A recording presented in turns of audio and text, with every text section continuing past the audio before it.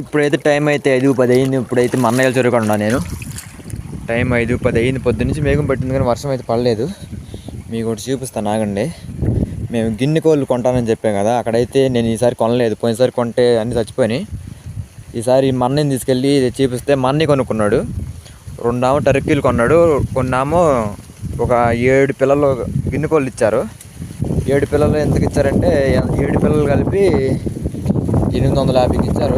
రోజులు బాగానే ఉన్నాయి. తర్వాత ఒకటైతే మిస్ అయిపోయింది. మరి ఇక్కడ కోళ్ళు కూడా ఉన్నాయి, మామూలు కోడి పెట్ట, పెద్ద కోడి పెట్టలు అది కొట్టినాయేమో కానీ ఒకటి మిస్ అయిపోయింది. రాత్రిపూట మా అన్నయ్య ఊరు వెళ్ళినప్పుడు నేనే ఉండి మేతలేసాను, దాన్ని కప్పేసినప్పుడు ఒకటి మిస్ అయిపోయింది. 7 6 ఉన్నాయి.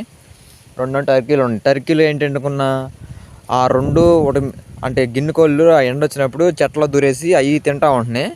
టర్కీలు కనపడేసరికి ఎత్తుకుంటూనే ఉంటున్నాయి అవి. ఇప్పుడైతే చాలా హ్యాపీగా తిరుగుతున్నాయి ఇక్కడ చెట్లలో. దానికి వామ్మో మా అన్నయ్య మొక్కలు పెట్టాడు, నేను చూడలేదు ఇప్పుడు దాకా. చూపిస్తాను ఆగండి మీకు కూడా. అసలు ఇలా పెట్టాలని చెప్పి నాకు ఇప్పటి నుంచే కోరిక. కాకపోతే మా ఇంటికాడ పెడతాను కానీ కోళ్ళు తినేస్తాయి. చెరువు పెడితేనేమో పురుగులు పడిపోయి తినేస్తాయి. మళ్ళీ చెరువు పెట్టే టైం ఏమి ఉండదు. ఇంటికాడ పెడతానేమో కోళ్ళు తినేస్తాయి. భలే పెట్టాడు. ఈ తోటకూర అది తోటకూరే. దీంట్లో వేసాడు ఈ తోటకూరే. అంటే అవి అయిపోయిన తర్వాత ఇవి తింటాడు అనుకో, ఇవి వస్తాయి అనుకోండి మొక్కలో. బాగా పెట్టాడు. ఈసారి నేను మనుగా ట్రై చేద్దాం. గిన్నెలో కూడా వేసాడు ఏంటియో.